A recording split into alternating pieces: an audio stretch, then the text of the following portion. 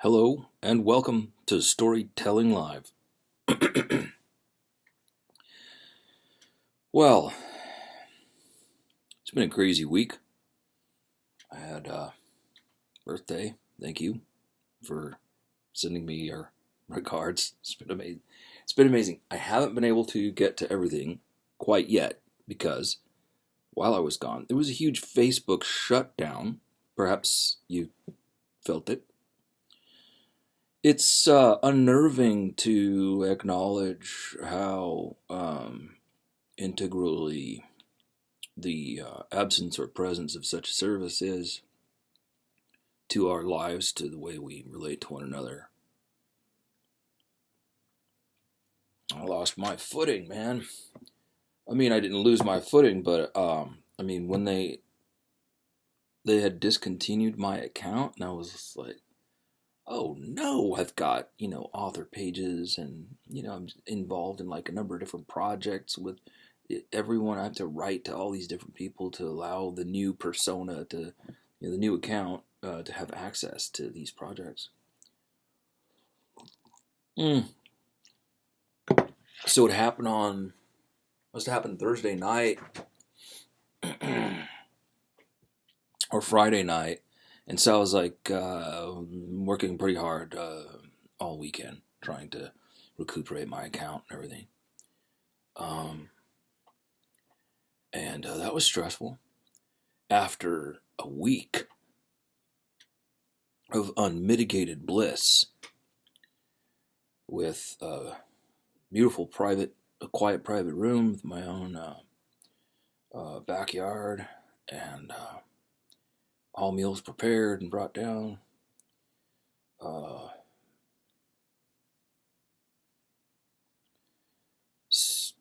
Whale watching by day, lots of long hikes.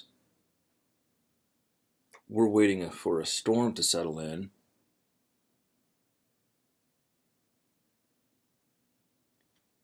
And I think that's it. I think it has just arrived. How beautiful. Okay. So I had a wonderful time. Private garden, watching the sea and the whales by day, watching the stars by night. Plenty of hikes to be had. Lots of amazing reading. I'm reading a few books that are like super instructive and really help. And then I came back to not having my account, and that was quite a wake-up call because it's not, something I could do without as long as I could still log in every once in a while and deal with it. But to have to create a new list of contacts and, Facebook thought the last account was a spam account, and then my friends think that the new account is a spam account, and nobody knows who to trust, and we're stuck in the Hall of Mirrors once again, electronic Hall of Mirrors, right? Which reflection is the most accurate? So anyway, that was bizarre and amazing. And today, about 1 p.m. by miracle or not miracle, I'm not sure, my account switched back on. Now I had tried to contest with Facebook and or discuss it or whatever, and I was receiving notices, a graphic that would say, you cannot, this is unresolvable. This is, what did the exact, I have a copy of it here. It says something like, it says, your Facebook account was disabled because it did not follow our community standards. This decision can't be reversed. I follow protocol. I've been reading stories just like you see here, right here. That's, I mean, and I post, funny photos of myself and my friends and my projects, stuff like that, just like anyone else. So I have no idea what happened to the account, mistaken identity or whatever, but I'm back now, and come see me on Facebook. Let's talk. So we're waiting for a storm. There's been a windstorm here all day, really violent, and it blew my poor mama's roof off her porch. It blew up and down up the street. Thank God didn't hit anyone else's house or anyone else's car or something like that. Just blew on up the street. She recuperated it. That's fine. With the help of some neighbors, and the wind's going to continue all night tonight. She says it's loud because there's something loose and it's flapping and banging. And I don't know. We're just waiting for the wind, for the rain to come in. Anyway, so this is week 5 of Frankenstein, or the modern Prometheus. I've got a few wonderful chapters. We're going to continue where we left off last week. And I hope to have something special, perhaps, maybe not, could be a surprise, for the finale, which will be next week. So that took us all the way through January. And remember, Frankenstein was born on January 1st, 1818, and has been walking the earth for about 200 years. Pretty awesome, huh? Just a little over 200 years. Pretty amazing. So, yeah. Great. I'm glad you're here. We've spoken about this book from a few different angles. Looked up last week, we were talking about there's an actual place called Castle Frankenstein where Shelley probably could, Mary Shelley could have got her inspiration. She definitely did travel the area where the book takes place.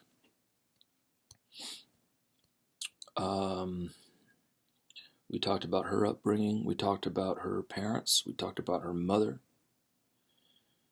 and her father, the anarchist of the 18th century. Her mother was an amazing intellectual and has written some amazing books. And you can get those pretty easily. But tonight we're going to talk about the golem aspect. Not golem. Totally different. Talking about golem. Golem.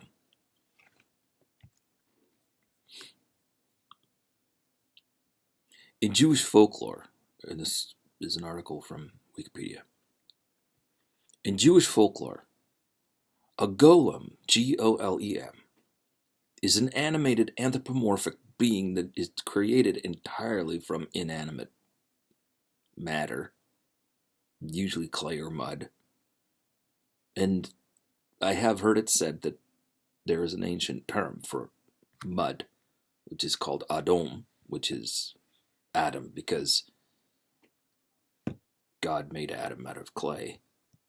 And so when humans create a being out of clay, it's right away danger, and it goes against the ways of nature.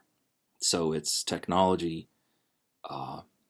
once again, that when basically men take control of science and twist nature to their own ends by means of new technology, it inevitably runs away from them. So now I'll continue with the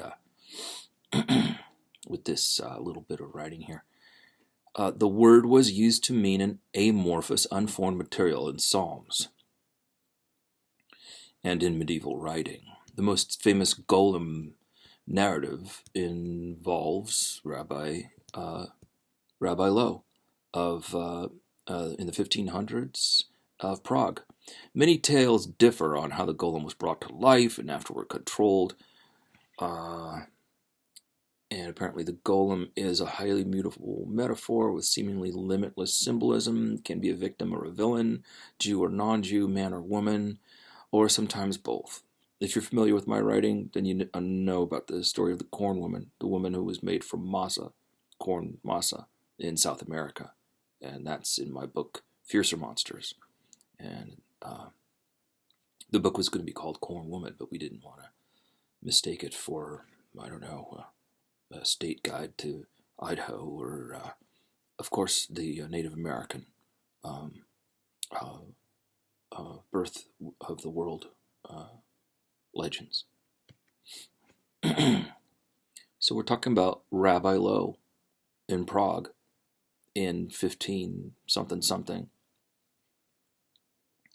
Created a golem out of clay from the banks of the Vltava River and brought it to life through rituals and Hebrew incantations to defend the Prague ghetto from anti-Semitic attacks and pogroms. Well, I know a little bit more about this than what is being said. Is it written here? Well, basically, Rabbi Loew built this character to help him keep the temple, sweep, because he couldn't run the whole thing by himself and take care of these people he was harboring, because the temple had walls, because it was in this ghetto, and they were being persecuted by the local Pragians. And anyway, this is just there are many versions of the story. This is the one I heard and learned studying for a corn woman.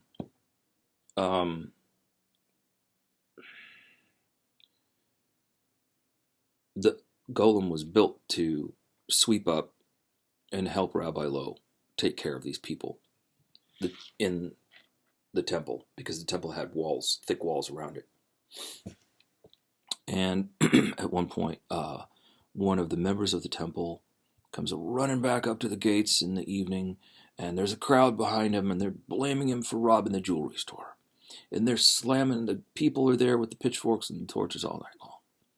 And they're banging on the door and disturbing and making a ruckus, and they're ready to just, violently attack whoever they can get a hold of, and they're gnashing the teeth. It's probably, just imagine Capitol building is like the, right, that's Rabbi Loew's temple, and then there's this throng out front that's threatening you're right, but they made it in, but if they had a golem there, well, the people inside the Capitol started, they shot some people.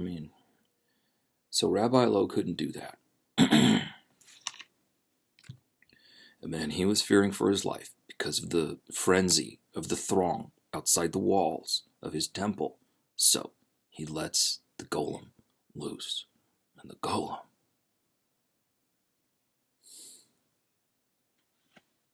creates so much damage. He's like, "Which way, boss?" And he's like, "Get those people out of here." He doesn't get them out of there. They attack him. The golem. They attack him. They climb on him. They're beating him. They're just threatening to rip him to shreds. And he goes, and he rips them to shreds. And he rips them literally to bloody, pulpy shreds. And then the Rabbi Loew and the people being sheltered behind the walls in the temple hear the mayhem, and they keep those doors locked. And then they hear the silence, and they open that up. They open up the door and they look out, and the place is just a mess of carnage. And Rabbi Loew goes, "What have I done?" And the golem says, "What have I done?" And he runs out of there and up into the woods, and then they can't find the golem. They got to find the golem. They got to put that guy out of action. There's going to be more repercussion for this. So they finally catch up with him and put him out of action. And they do that by erasing it says, written on his temple, written on his forehead is the word emet, which means truth. And then the Rabbi Loew erases the first character, which is called an aleph. And then it's just met, which means death, and then he dissolves. He's gone. Or he's lifeless. Because in this thing I'm going to read for you now, continuing to read for you, they say that the body of the golem is hidden in the attic of a temple in Prague, which to me is fascinating. But apparently the Nazis looked for it. Apparently they would look. So this happened in the 15s, and then they looked for it, I guess, in the 1818, and then the Nazis looked for it, or something like that. And we're not going to get into that, or we're going to touch it right now, this little bit. The golem was called Joseph and was known as Yosele. It was said that he could make himself invisible and summon spirits from the dead. Rabbi Loew deactivated the golem on Friday evenings by removing the shem before the Sabbath, so as to let it rest on Sabbath. One Friday evening, Rabbi Loew forgot to remove the shem and feared that the golem would desecrate the Sabbath. A different story tells of a golem who fell in love and, when rejected, became a violent monster seen in most accounts. Some versions have the golem eventually going on a murderous rampage. The rabbi then managed to pull the shem from his mouth. Oh, that's because in this story, in this iteration, there's something, a bit of the Haftarah, a little tiny scroll of a prayer from the Haftarah that's hidden underneath his tongue. So you got to get the big guy still, and then you got to reach into his mouth without him chopping your hand up. Then the rabbi managed to pull the shem from his mouth and immobilize him in front of the synagogue, whereupon the golem fell into pieces. The golem's body was stored in the attic Geneva of the old new synagogue of Prague, where it would be restored to life again if needed. According to legend, the body of Rabbi Loew's golem still lies in the synagogue's attic. When the attic was renovated in 1883, no evidence of the golem was found. Some versions of the tale state that the golem was stolen from the Geneva and entombed in a graveyard in Prague's Žižkov district, where the Žižkov television tower now stands. A recent legend tells of a Nazi agent descending to the synagogue attic during World War II and trying to stab the golem, but he died instead. The attic is not open to the general public today. Some Orthodox Jews believe that the Maharal did actually create a golem. The evidence for this belief has been analyzed from an Orthodox Jewish perspective by Schneur Z. Lehman. The Hebrew letters on the creature's head read emet, meaning truth. In some versions of the Helm and Prague narratives, the golem is killed by removing the first letter, making the word spell met, meaning dead. Okay, so we see my version of the story that I heard from somewhere else kind of matches with this one, more or less. Anyway, so that's it. 20 minutes of, or 18 minutes, or whatever, of prologue. And now we're going to jump into the story. Chapter 16. And, I'm still not used to speaking, actually, it was great. It's a silent environment over there where I was staying. It was a silent retreat. And it just makes everything brilliantly beautiful and blissful when there is an agreed upon silence. And anyway, so we'll just look me up, we'll talk about it.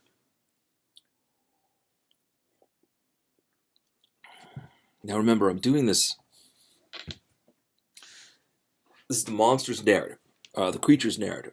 He's not a monster, or is he a monster? This is the creature's narrative. So when I speak as the creature, it's a staccato baritone. So my voice is going to change. Cursed Creator, why did I live?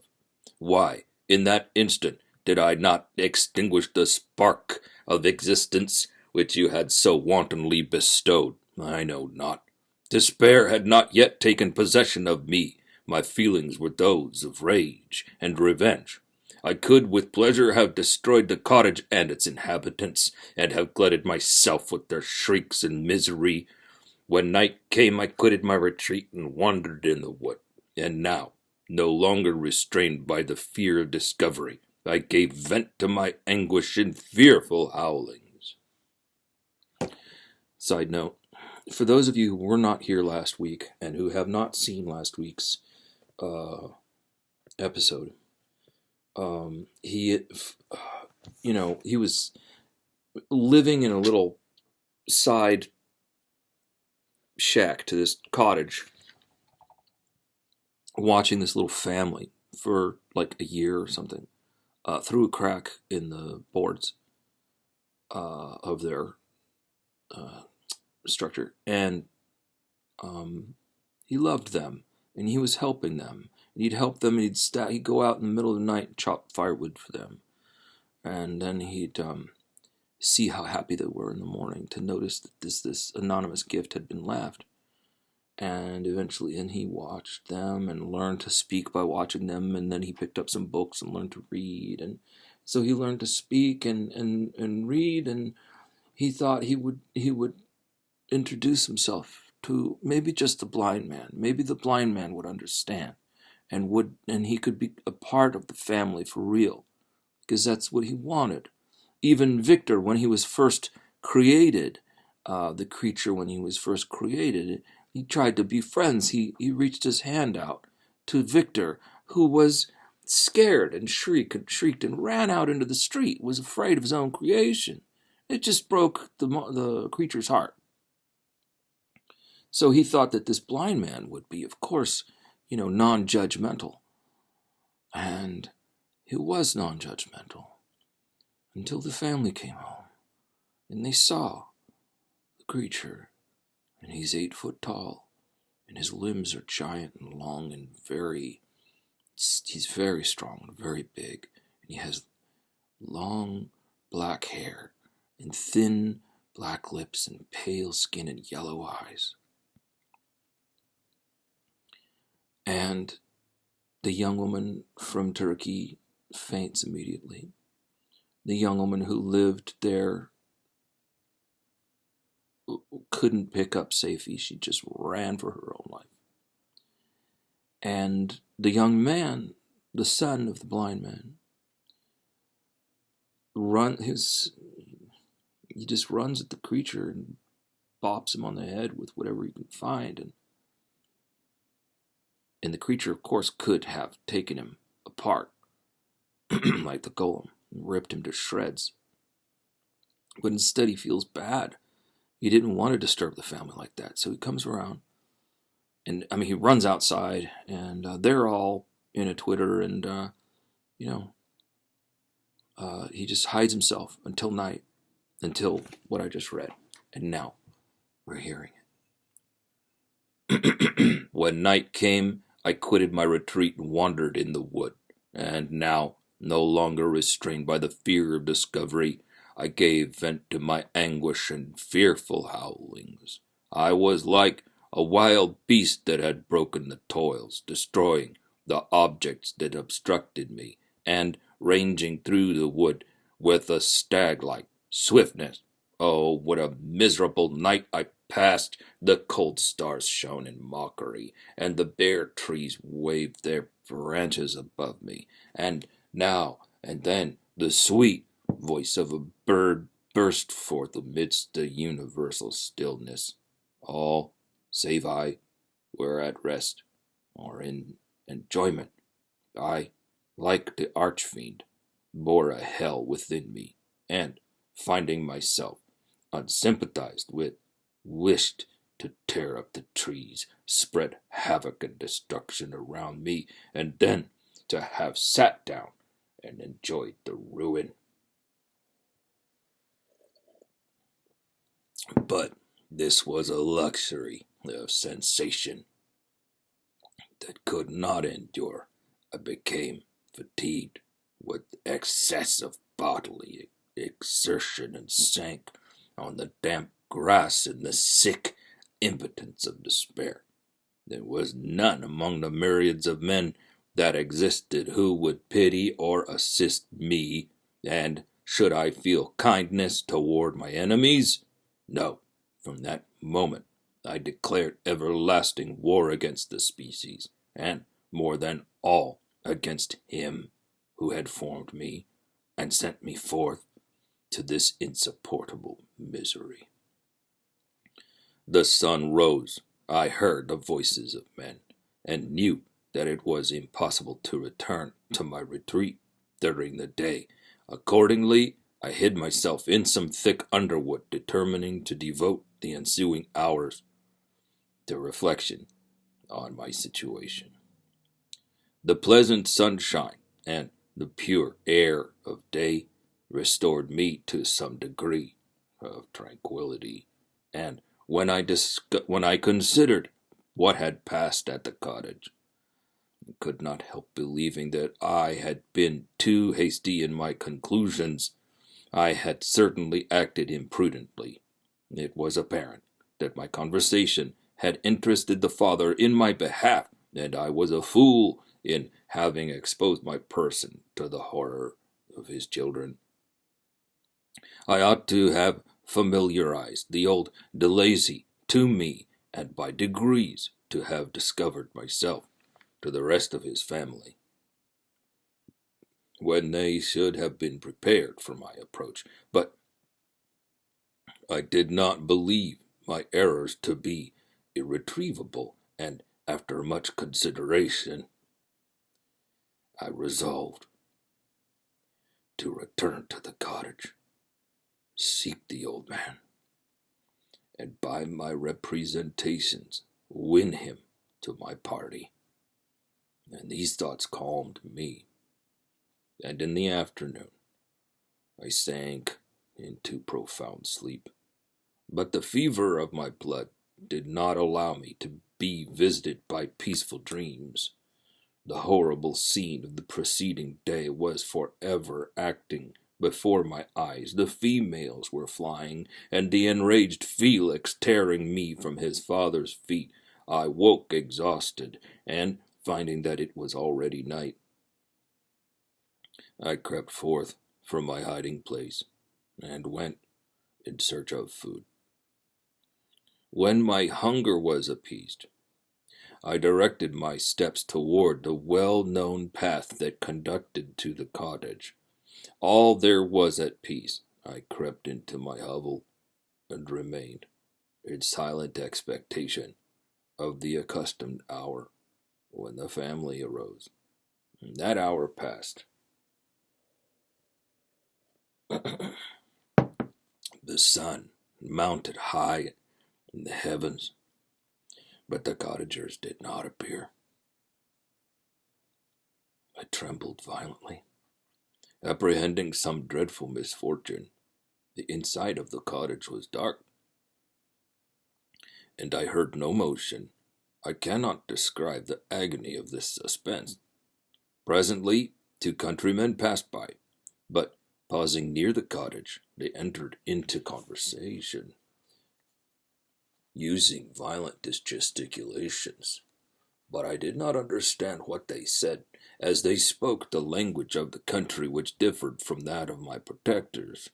Soon after, however, Felix approached with another man. I was surprised, as I knew that he had not quitted the cottage that morning, and waited anxiously to discover from his discourse the meaning of these unusual appearances. "Do you consider," said his companion to him, "that you will be obliged to pay 3 months' rent and to lose the produce of your garden? I do not wish to take any unfair advantage, but I beg, therefore, that you will take some days to consider of your determination." "It's utterly useless," replied Felix. "We can never again inhabit your cottage. The life of my father is in the greatest danger, owing to the dreadful circumstance that I have related. My wife and my sister will never recover their horror. I entreat you not to reason with me any more. Take possession of your tenement, and let me fly from this place." Felix trembled violently as he said this. He and his companion entered the cottage, in which they remained for a few minutes, and then departed. I never saw any of the family of de Lacy more.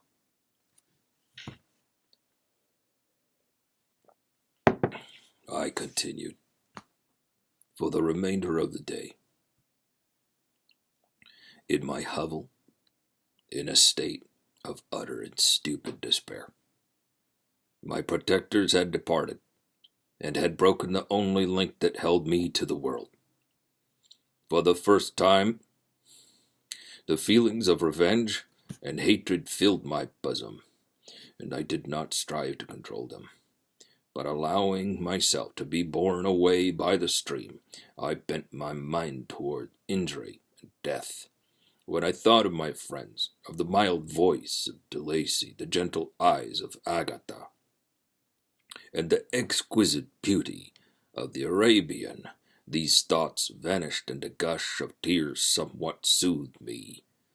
But again, when I reflected that they had spurned and deserted me, anger returned, a rage of anger, and unable to injure anything human, I turned my fury toward inanimate objects.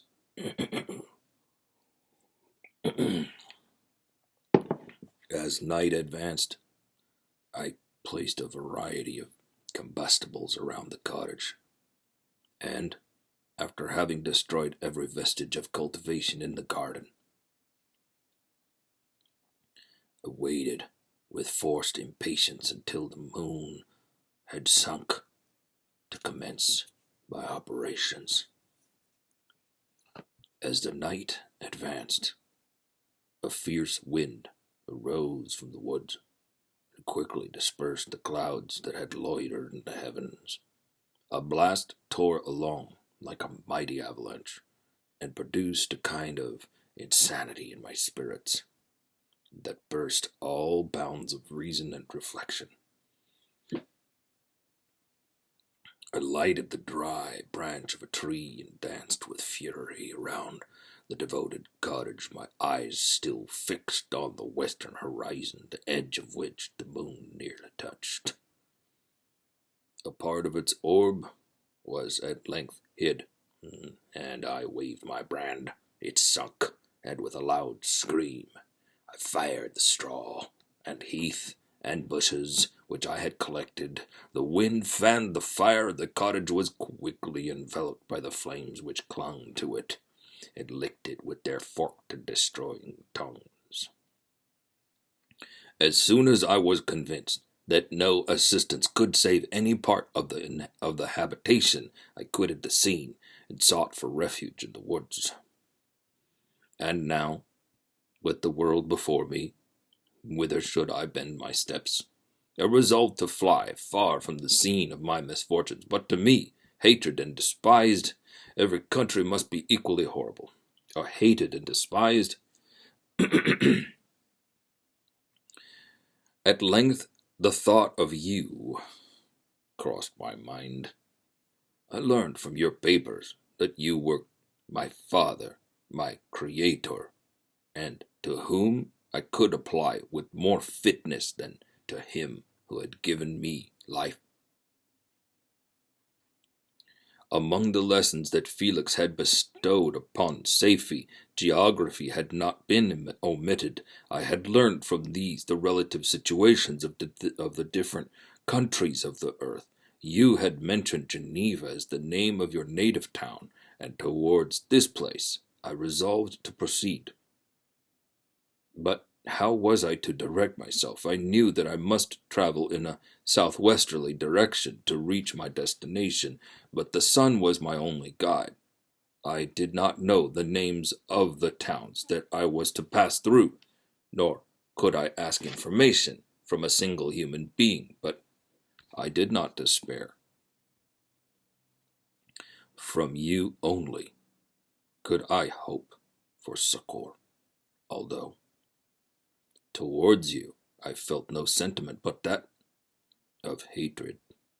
Unfeeling, heartless creator, you had endowed me with perceptions and passions, and then cast me abroad, an object for the scorn and horror of mankind. But on you only had I any claim for pity and redress, and from you I determined to seek that justice which I vainly attempted to gain from any other being that wore the human form. My travels were long, and the sufferings I endured intense. It was late in autumn when I quitted the district where I had so long resided. I traveled only at night, fearful of encountering the visage of a human being. Nature decayed around me, and the sun became heatless. Rain and snow poured around me. Mighty rivers were frozen. The surface of the earth was hard and chill and bare, and I found no shelter.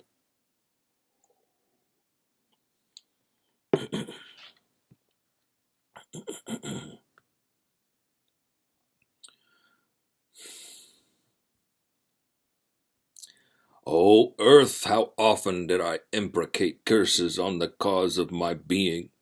The mildness of my nature had fled, and all within me was turned to gall and bitterness. The nearer I approached to your habitation, the more deeply did I feel the spirit of revenge enkindled in my heart. Snow fell, and the waters were hardened, but I rested not. A few incidents now and then directed me, and I possessed a map of the country. But I often wandered wide from my path.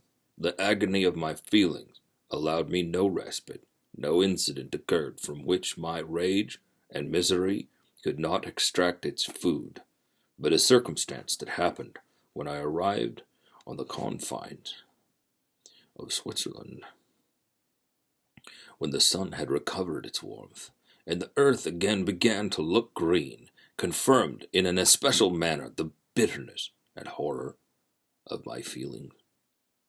I generally rested during the day, and traveled only when I was secured by night from the view of man. One morning, however, finding that my path lay through a deep wood, I ventured to continue my journey after the sun had risen, the day which was of the first of spring, cheered even me by the loveliness of its sunshine and the balminess of the air. I felt emotions of gentleness and pleasure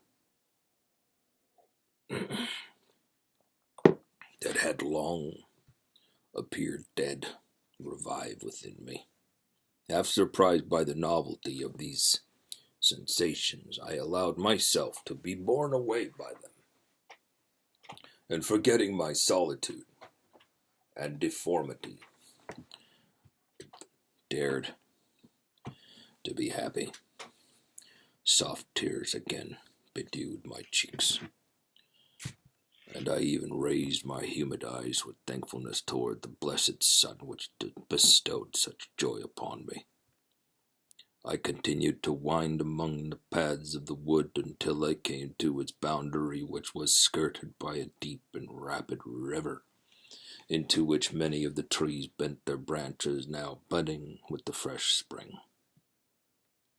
Here I paused, not exactly knowing what path to pursue, when I heard the sound of voices that induced me to conceal myself under the shade of a cypress.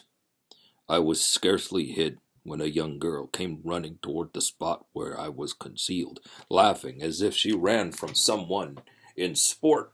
She continued her course along the precipitous sides of the river, when suddenly her foot slipped, and she fell into the rapid stream. I rushed from my hiding place, and with extreme labor, from the force of the current, saved her, and dragged her to shore. She was senseless, and I endeavored by every means in my power to restore animation, when I was suddenly interrupted by the approach of a rustic, who was probably the person from which From whom she had playfully fled. On seeing me, he darted toward me, and tearing the girl from my arms, hastened toward the deeper parts of the wood. I followed speedily. I hardly knew why, but when the man saw me draw near, he aimed a gun which he carried at my body and fired. I sunk to the ground, and my injurer, with increased swiftness, escaped. He escaped into the wood.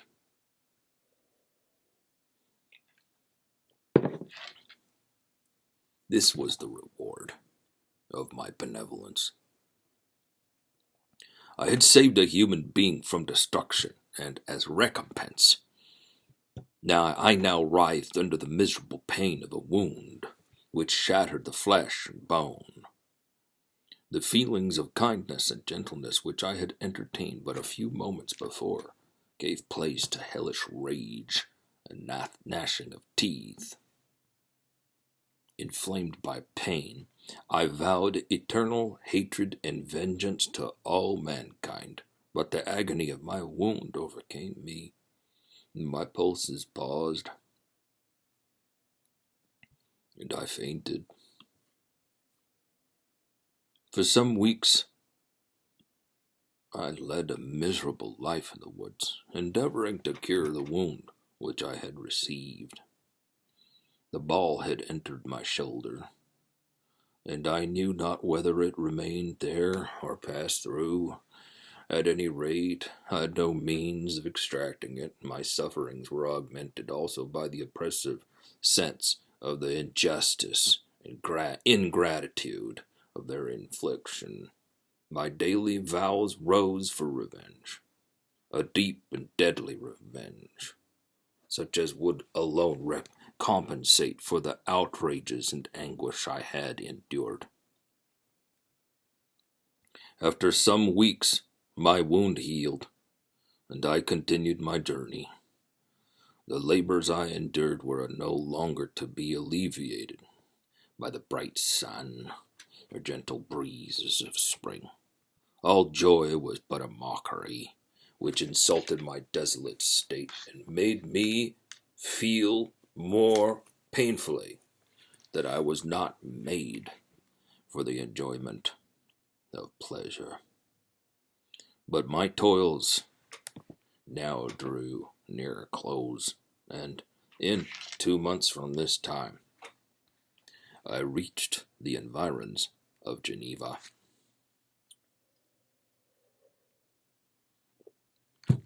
It was evening when I arrived, and I retired to a hiding place among the fields that surround it, to meditate in what manner I should apply to you. I was oppressed by fatigue and hunger, and far too unhappy to enjoy the gentle breezes of the evening, or the prospect of the sun setting behind the stupendous mountains of Jura. At this time, a slight sleep revived me from the pain of reflection, which was disturbed by the approach of a beautiful child who came running into the recess I had chosen with all the sportiveness of infancy. Suddenly, as I gazed on him, an idea seized me that this little creature was unprejudiced, and had lived too short a time to have imbibed a horror of deformity. If therefore I could seize him and educate him as my companion and friend, I should not be so desolate in this peopled earth. Urged by this impulse, I seized on the boy as he passed and drew him toward me. As soon as he beheld my form, he placed his hands before his eyes and uttered a shrill scream. I drew his hand forcibly from his face and said, "Child, what is the meaning of this? I do not intend to hurt you. Listen to me." He struggled violently. "Let me go," he cried. "Monster, ugly wretch, you wish to eat me and tear me to pieces. You're an ogre. Let me go, or I'll tell my papa." "Boy, You will never see your father again. You must come with me. Hideous monster, let me go. My papa's a syndic. He's Monsieur Frankenstein. He will punish you. You dare not keep me. Frankenstein? You belong then to my enemy, to him towards whom I have sworn eternal revenge. You shall be my first victim. The child still struggled and loaded me with epithets which carried despair into my heart. I grasped his throat to silence him, and in a moment he lay dead at my feet.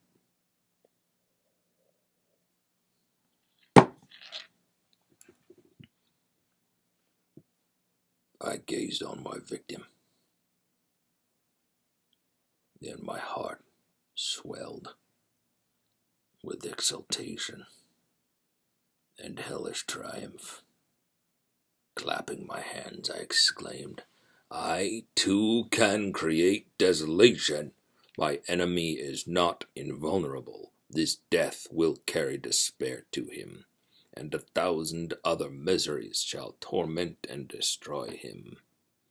As I fixed my eyes on the child, I saw something glittering on his breast. I took it. It was a portrait of a most lovely woman. In spite of my malignity, it softened and attracted me.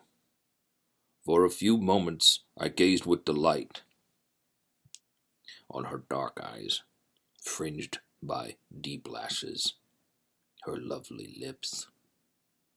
But presently my rage returned. I remembered that I was forever deprived of the delights that such beautiful creatures could bestow, and that she, whose resemblance I contemplated, would, in regarding me, have changed that air of divine benignity to one of expressive of disgust and affright. Can you wonder that such thoughts transported me with rage? I only wonder that at that moment, instead of venting my sensations in exclamations in agony, I did not rush among mankind and perish in the attempt to destroy them.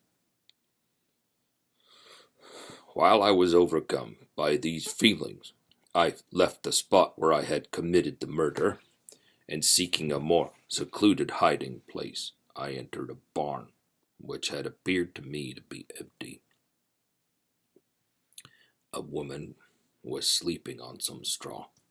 She was young, not indeed so beautiful as her whose portrait I held, but of an agreeable aspect, and blooming in the loveliness of youth and health.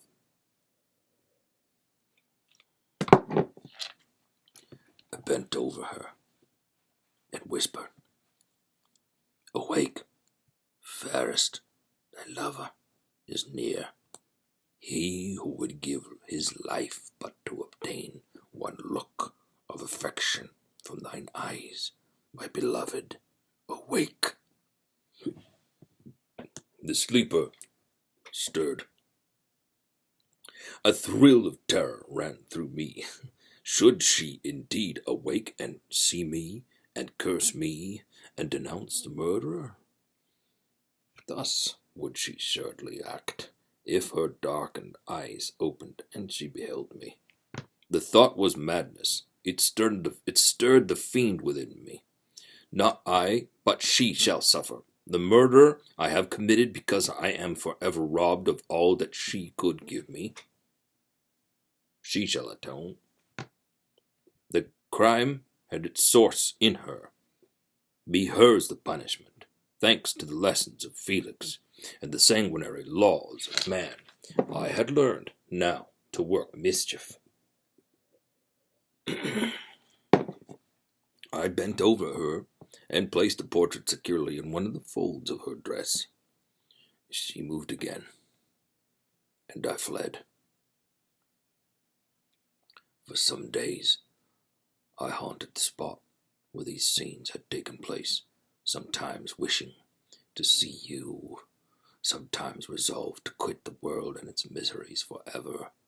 At length, I wandered toward the mountains, and have ranged through their immense recesses, consumed by a burning passion which you alone can gratify. We may not part until you have promised to comply with my requisition.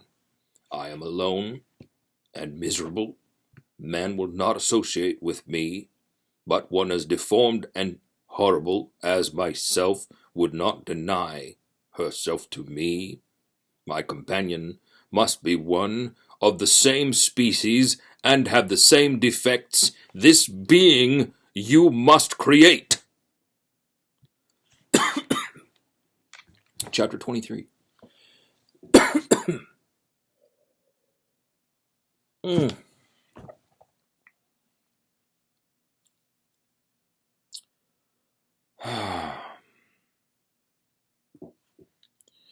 Let's see here.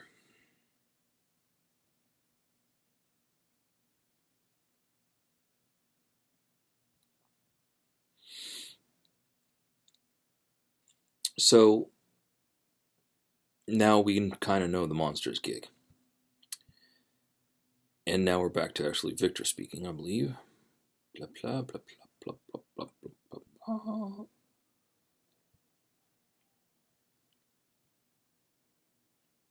Yeah. It was 8 o'clock when we landed. We walked for a short time on the shore, enjoying the transitory light, and then returned to the inn, and contemplated the lovely scene of waters, woods, and mountains obscured in the darkness, yet still displaying their black outlines. The wind, which had fallen in the south, now rose with great violence in the west. The moon had reached her summit in the heavens and was beginning to descend. The clouds swept across it swifter than the flight of the vulture, and dimmed her rays, while the lake reflected the scene of the busy heavens, rendered still busier by the restless waves that were beginning to rise.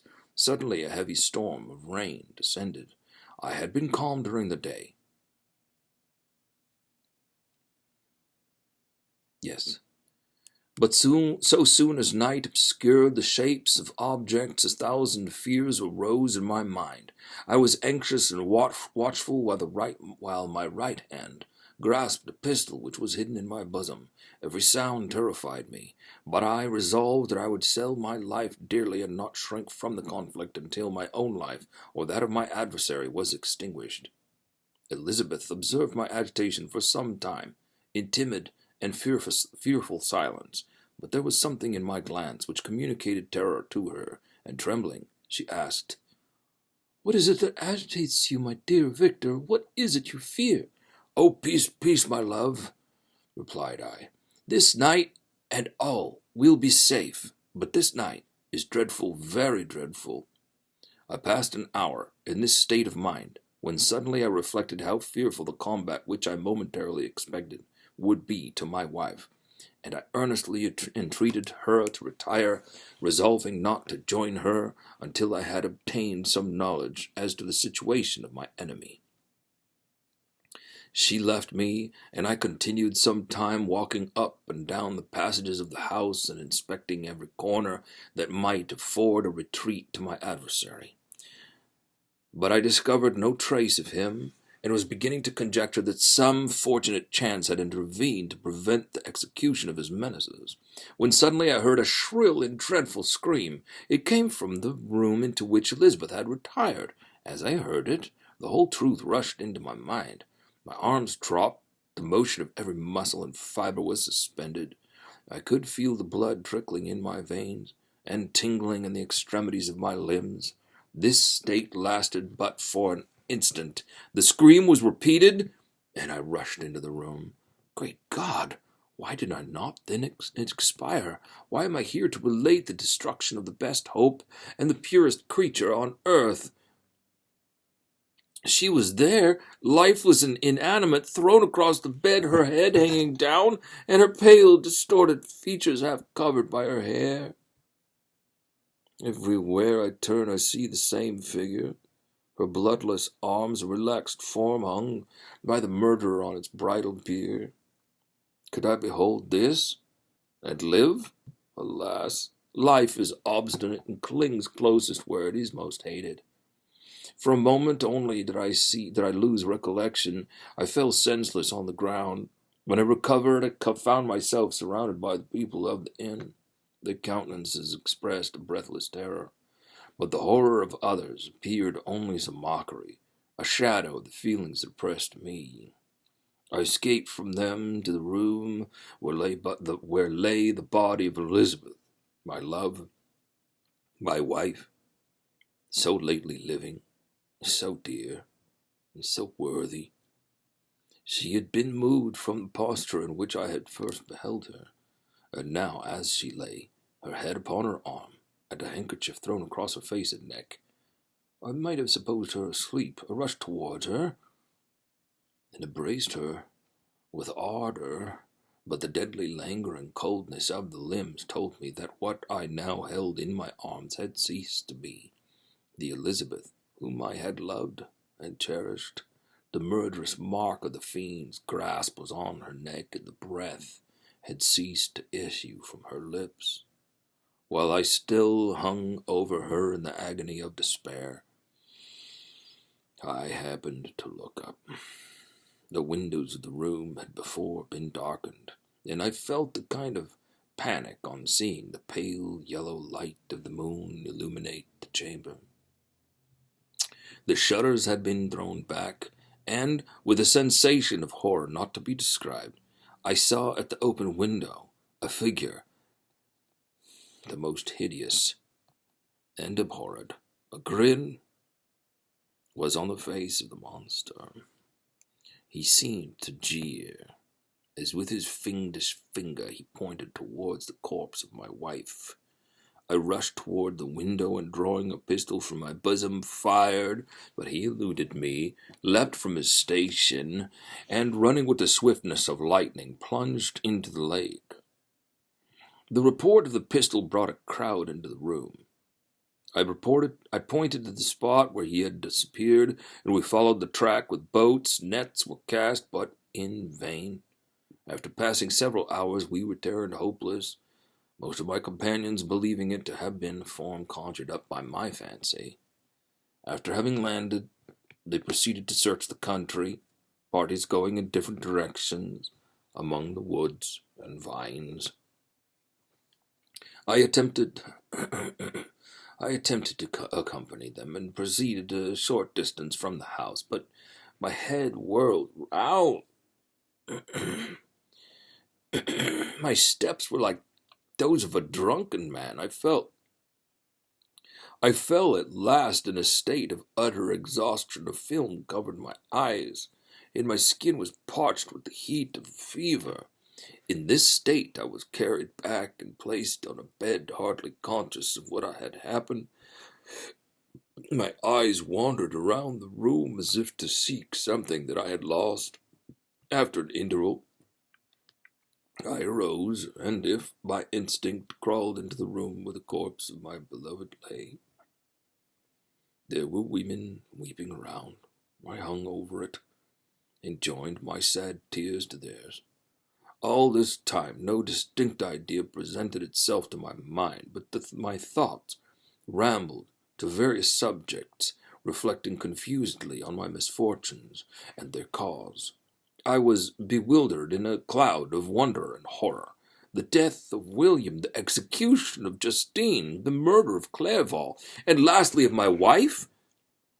Even at that moment I knew not that my only remaining friends were safe from the malignity of the fiend. My father, even now, might be writhing under his grasp, and Ernest might be dead at his feet. The idea made me shudder and recalled me to action.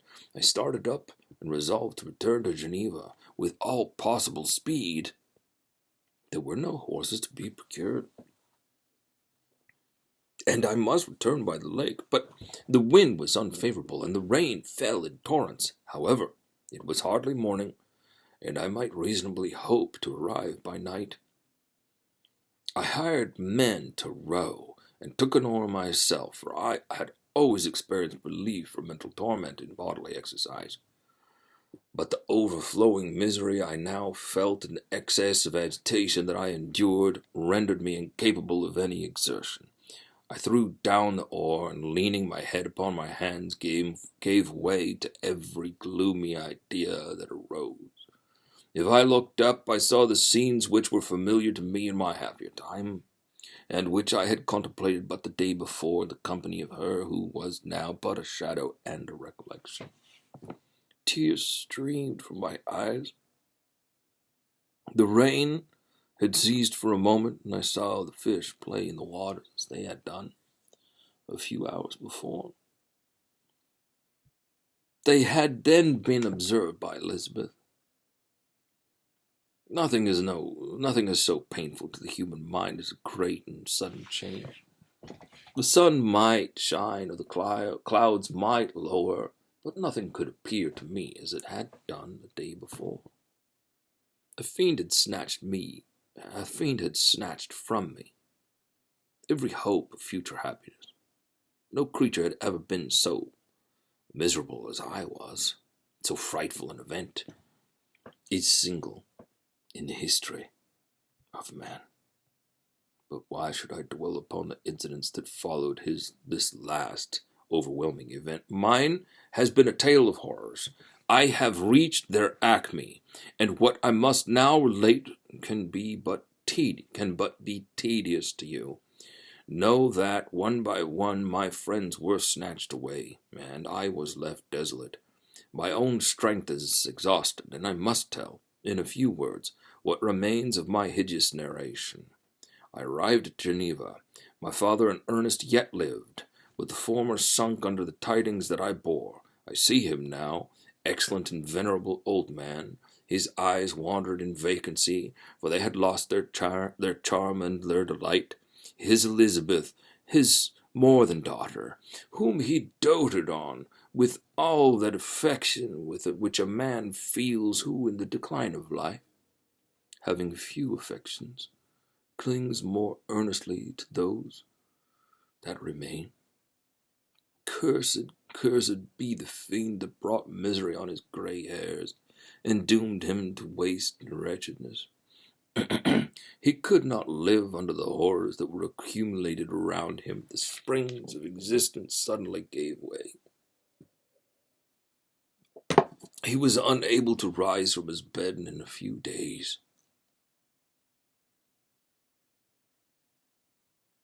He died in my arms.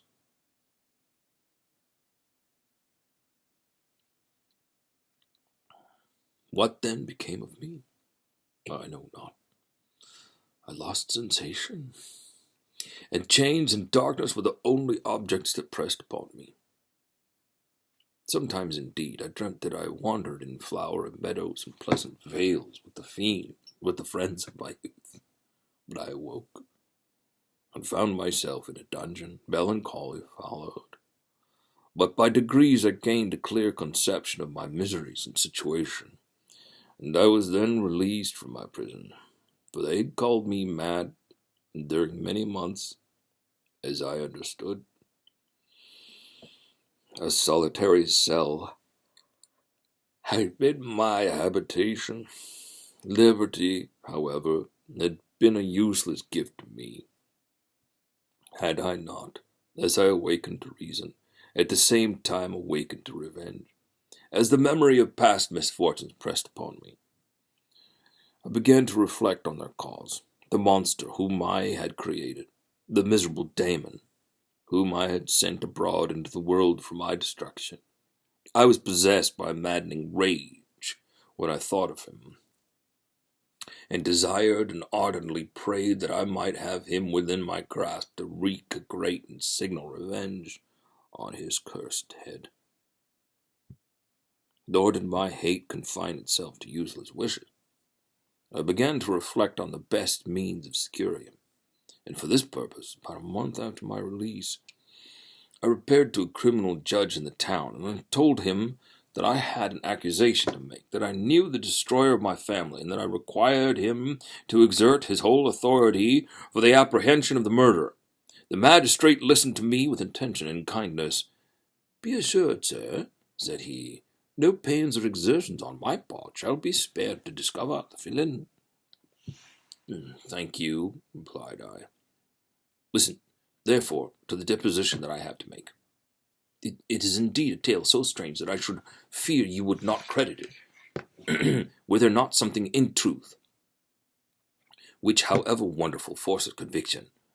The story is too connected to be mistaken for a dream, and I have no motive for falsehood."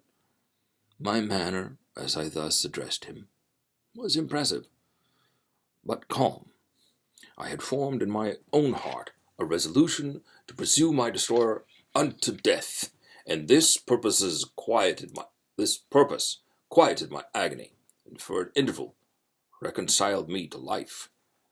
As I now related my history, briefly, but with firmness and precision, marking the dates with accuracy, and never deviating into invective or exclamation, the magistrate appeared at first perfectly incredulous, but as I continued, he became more attentive and interested. I saw him sometimes shudder with horror, at others a lively surprise, unmingled with disbelief, was painted on his countenance.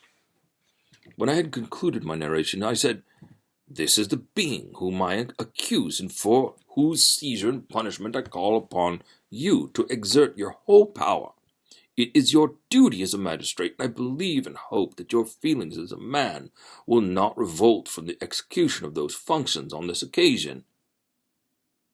The address caused a considerable change in the physiognomy of my own auditor. He had heard my story with that half kind of belief that is given to a tale of spirits and supernatural events. But when he was called upon to act officially in the consequence, the whole tide of his incredulity returned. He, however, answered mildly, "I would willingly afford you every aid in your pursuit, but the creature of whom you speak appears to have powers which would put all my exertions to defiance. Who can follow an animal which can traverse a sea of ice and inhabit caves and dens where no man would venture to intrude? Besides, some months have elapsed since the commission of his crimes, and no one can conjecture to what place he has wandered or what region he may now inhabit. I do not doubt that he hovers near the spot which I inhabit, as if he has indeed taken refuge in the Alps.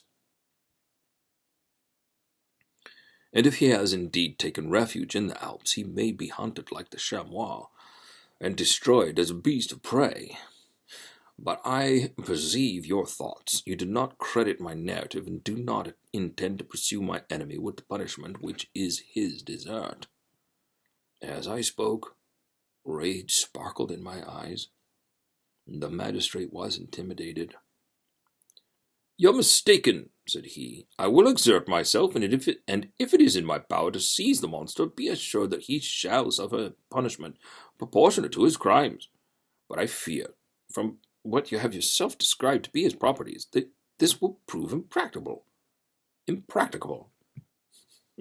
And thus, while every proper measure is pursued, you should make up your mind to disappointment. That cannot be, but all that I can say will be of little avail. My revenge is of no moment to you. Yet, while I allow it to be a vice, I confess that it is the devouring and only passion of my soul. My rage is unspeakable when I reflect that the murderer, whom I have turned loose upon society, still exists. You refuse my just command. I have but one resource, and I devote myself either in my life or death to his destruction." I trembled with an excess of agitation as I said this. There was a frenzy in my manner, and something, I doubt not, of that haughty fierceness which the martyrs of old are said to have possessed, but to a Genevan magistrate, whose mind was occupied by far other ideas than those of devotion and heroism, this elevation of mind had much the appearance of madness. He endeavored to soothe me as a nurse does a child, and reverted to my tale as the effects of delirium. "Man," I cried, "how ignorant art thou in thy pride of wisdom! Cease! You know not what it is you say." I broke from the house, angry and disturbed, and retired to meditate on some other mode of action. Chapter 24. My present situation was one in which all voluntary thought was swallowed up and lost. I was hurried away by fury. Revenge alone endowed me with strength and composure. It molded my feelings and allowed me to be calculating and calm at periods when otherwise delirium or death would have been my portion. My first resolution was to quit Geneva forever, my country, which, when I was happy and beloved, was dear to me, now, in my adversity, became hateful. I provided myself with a sum of money, together with a few jewels which had belonged to my mother, and departed. And now my wanderings began, which are to cease but with life. I have traversed a vast portion of the earth, and have endured all the hardships which travelers in deserts and barbarous countries are wont to meet. How have I lived? How I have lived, I hardly know. Many times have I stretched my failing limbs upon the sandy plain and prayed for death. But revenge kept me alive. I dared not die, and leave my adversary in being. When I quitted Geneva, my first labor was to gain some clue by which I might trace the steps of my fiendish enemy.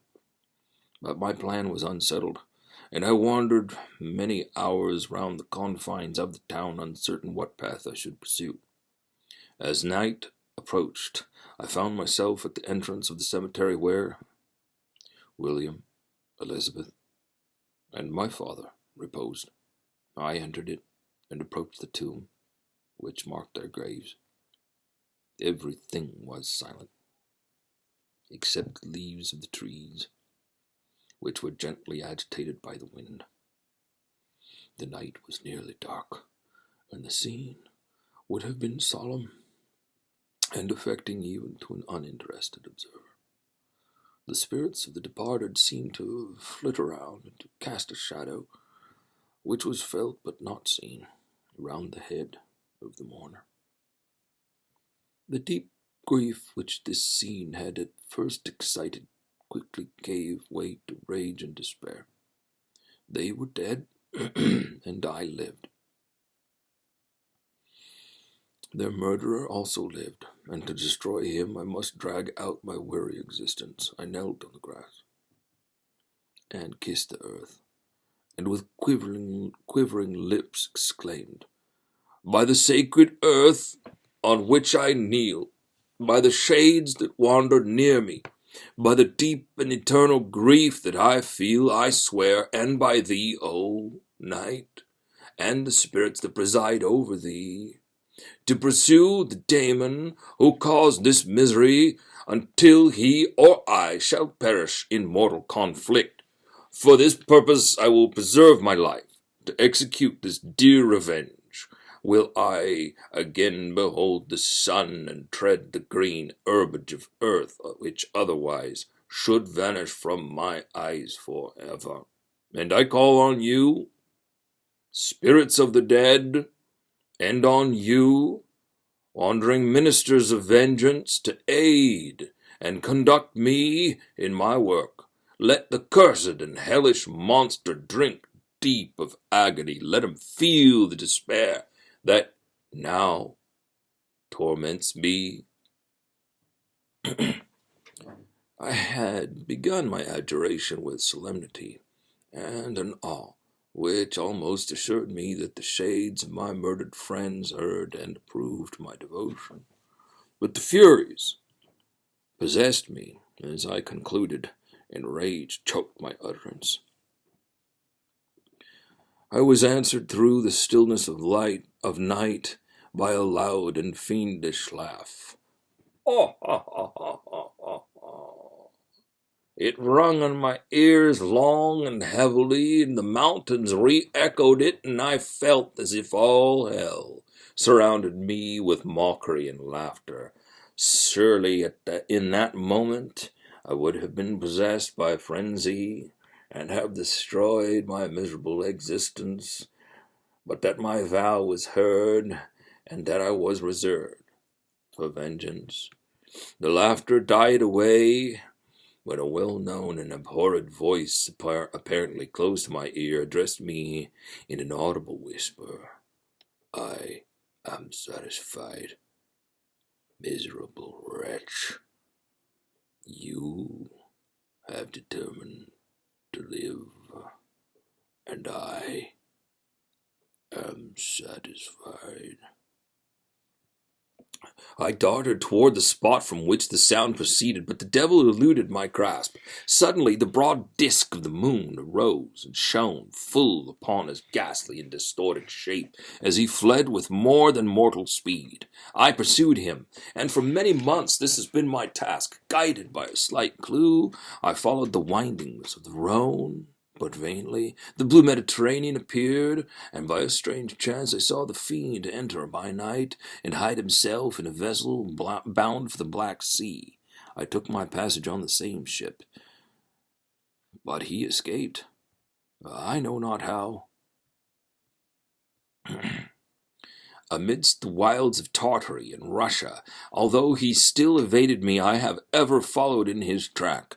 Sometimes the peasants, scared by this horrid apparition, informed me of his path. Sometimes he himself, who feared that if I lost all trace of him, I should despair and die, he left some mark to guide me. The snow was descended on my head, and I saw the print of his huge step on the white plain. To you, first entering on life, to whom care is new and agony unknown, how can you understand what I have felt and still feel? Cold, want, and fatigue were the least pains. These were the least pains which I was destined to endure. I was cursed by some devil and carried about with me my eternal hell. And yet, still, a spirit of good followed and directed my steps, and when I most murmured, I would suddenly extricate me from seemingly insurmountable difficulties. Sometimes, when nature, overcome by hunger, sunk under exhaustion, a repast was prepared for me in the desert that restored and inspirited me.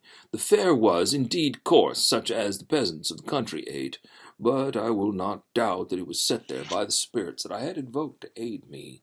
Often, when all was dry, the heavens cloudless, and I was parched by thirst, a slight cloud would bedim the sky, shed a few drops that would revive me, then vanish. I followed, when I could, the courses of the rivers, but the daemon generally avoided these, as it was here that the population of the country chiefly collected. In the other places, human beings were seldom seen, and I generally subsisted on the wild animals that crossed my path. I had money with me and gained the friendship of the villagers by distributing it. Or I brought with me some food that I had killed, which, after taking a small part, I always presented to those who had provided me with fire and utensils for cooking. My life, as it passed thus, was indeed hateful to me, and it was during sleep alone that I could taste joy. Oh, blessed sleep! Often, when most miserable, I sank to repose, and my dreams lulled me even to rapture.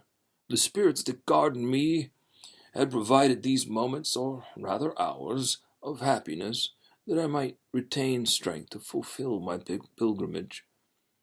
Deprived of this respite, I should have sunk under my hardships. During the day, I was sustained and inspirited by the hope of night, for in sleep I saw my friends, my wife, and my beloved country. Again, I saw the benevolent countenance of my father, heard the silver tones of my Elizabeth's voice, and beheld Clerval enjoying health and youth. Often, when wearied by a toilsome march, I persuaded myself that I was dreaming until night should come, and that I should then enjoy reality in the arms of my dearest friends. What agonizing fondness did I feel for them? How did I cling to their dear forms as sometimes they haunted even my waking hours, and persuade myself that they still lived. At such moments, vengeance that burned within me died in my heart, and I pursued my path toward the destruction of the daemon, more as a task enjoined by heaven, as the mechanical impulse of some power which I was unconscious, than as the ardent desire of my soul. What his feelings were, whom I pursued, I cannot know. Sometimes, indeed, he left marks in writing on the barks of trees, or cut in stone, that guided me and instigated my fury. My reign is not yet over. These words were legible in one of the inscriptions. You live, and my power is complete. Follow me. I seek the everlasting ices of the north, where you will feel the misery of cold and frost, to which I am impassive. You will find near this place, if you follow not too tardily, a dead hare.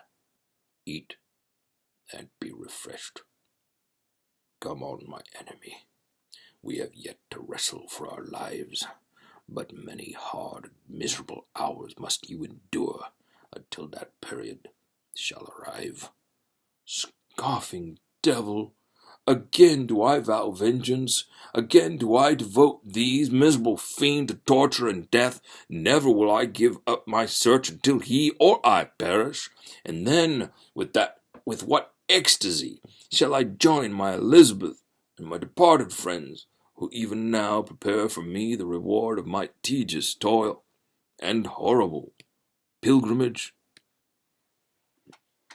Well, with that, this winds up week 5. Next week is the finale. Yippee! What's coming up? I think I got something special for you. I think I'm going to read one of my own stories. And I think I'm going to read it, I'll tell you, you'll find out. If you're paying attention to the, either my blog or one of the pages that are set up on Facebook, you'll know before the others. Otherwise, see you back here. Same bat time. Same bat channel. Thank you as always for sticking with me. Thank you. Thank you. This COVID thing,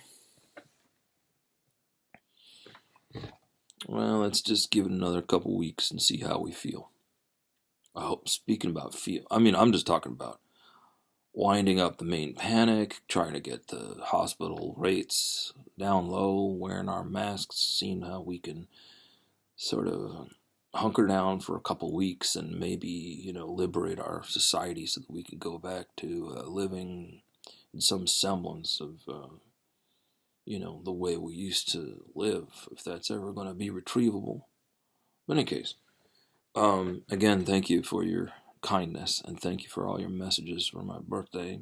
I have yet to get back to each one of you, and thank you very much. Good night.